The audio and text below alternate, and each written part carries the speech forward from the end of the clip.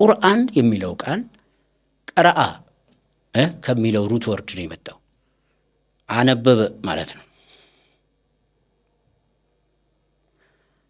ሌላኛው ቃሉ ፉርቃን ሚዛን ማለት ነው።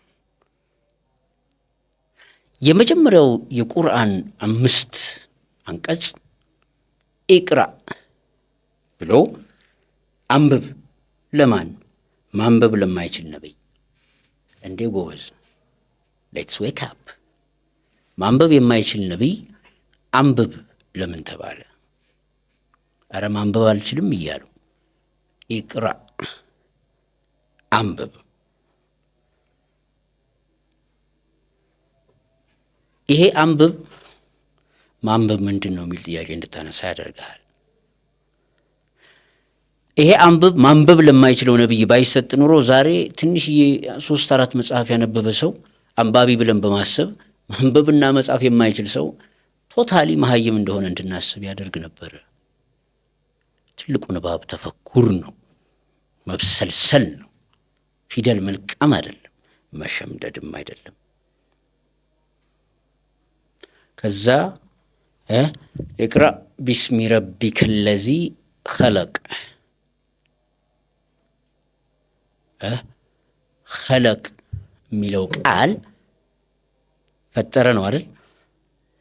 ግን አኽላቅ የሚለውንም ባህሪ ውሰደው አራብተህ ፈተባረከ አላሁ አሕሰኑል ኻሊቂን የሚለውንም አንቀጽ እዛ ጋር ውሰድ። ሁለት አይነት መፍጠር አለ። አየው ኢቅራ ቢስሚ ረቢከ ለዚ ኸለቅ ኸለቀል ኢንሳነ ሚን ዐለቅ ባዮሎጂካል መፍጠር የፈጠረ ጌታ አለ። ሳይኮሎጂካል መፍጠርም አለ። ባህሪ አኽላቅ ኢቅራ ቢስሚ ረቢከ ለዚ ኸለቅ ኸለቀል ኢንሳነ ሚን ዐለቅ ኢቅራ ወረቡከል አክረም።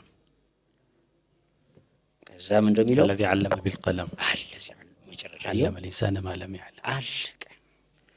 ይሄንን ጌታ ስማረው ሳውቀው አመንኩ፣ ተሸነፍኩ። ደስ የሚል መሸነፍን ተሸነፉ። ደስ የሚል ይሄ ማለት ጥግ ነው።